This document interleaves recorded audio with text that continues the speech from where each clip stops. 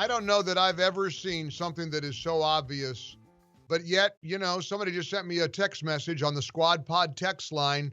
Biden is up in Wisconsin, according to a recent poll, by 16 points.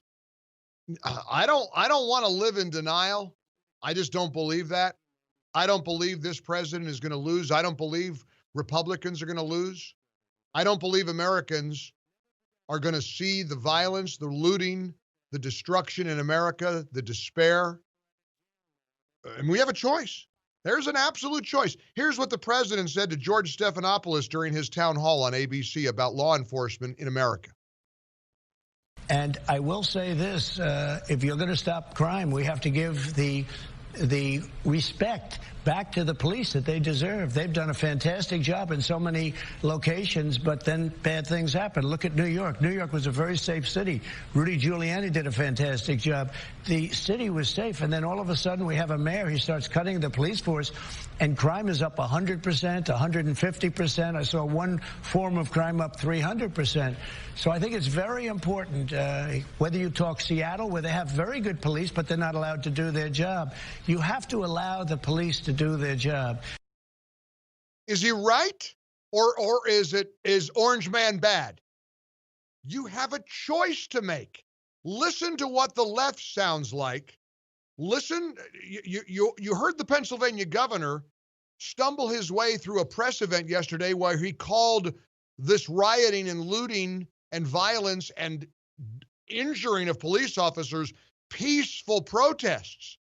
Well, listen to a montage of what the left sounds like regarding the so-called peaceful protests.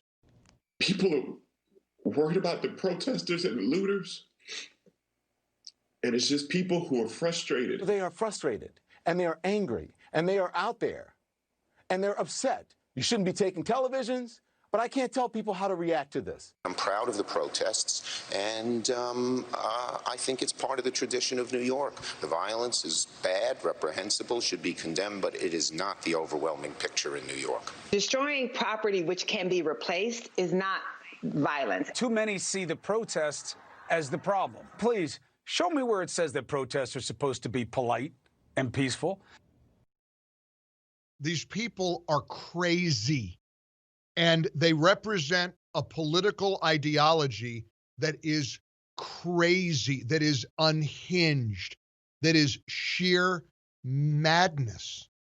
We are in the middle, of course, of learning to live with a virus. It isn't going to go away. The president, everybody hoped it would go away. It's not going to go away tomorrow. I don't know when it's going to go away. We're praying for a vaccine. We're praying that most of us fall in the category of the 99% survival rate. But what do Democrats want to do? Let me give you the mayor of the biggest city in America. Here's what he wants to do. We got Thanksgiving around the corner. We've got Christmas around the corner. We got the holidays knocking at the door. When Joe Biden promises a dark winter, oh yeah, that's exactly what Democrats want. Listen to de Blasio. We have a real threat of a second wave here in New York City. We've been fighting it back, but we can't take it lightly. So, most importantly, I want to recommend to all New Yorkers, it's not business as usual. I hate to say it, but I have to urge all New Yorkers, do not travel out of state for the holidays. Do not travel to a state with a high infection rate. Do not travel to a country with a high infection rate. Realize that by doing that, unfortunately, you could be putting yourself and your family in danger, and also the risk of bringing the disease back here. He went on to call for an air travel mandate. Not supposed to get on a plane. You're not supposed to celebrate Thanksgiving. Don't leave your house. That's the Democrat mayor of the biggest city in America. He has done everything it seems he can to destroy that city. And it's beyond heartbreaking. It's infuriating. It's infuriating. You know, there are seniors, there are elderly people who realize this is their last year or 2 or 3 on Earth. I often think about what it's going to feel like when I'm 80, and I know I've got a couple of years left, if I'm lucky.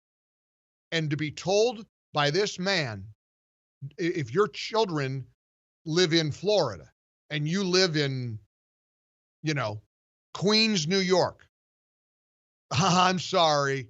I hate to tell you this, but don't travel to see your daughter and your son-in-law and your grandkids. You stay home. You stay locked down.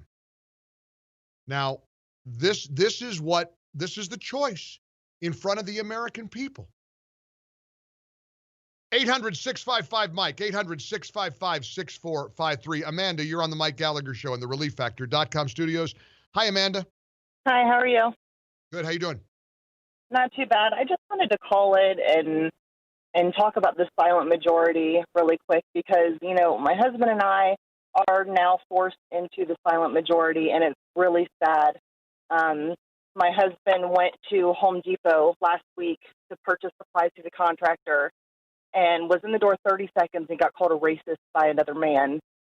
And so he went on about his day, told the guy to mind his own business, just for wearing a Republican mask. It wasn't even a Trump mask. It was just the elephant Republican. That's it. And so what happened to him? My husband purchased his materials. He got called a racist in the store by this man, purchased his materials, went out to load them in his work van, had kind of a weird feeling, turned around, and this man was charging at him. So my husband had to pull his weapon, fall back into his van, and yell at this gentleman.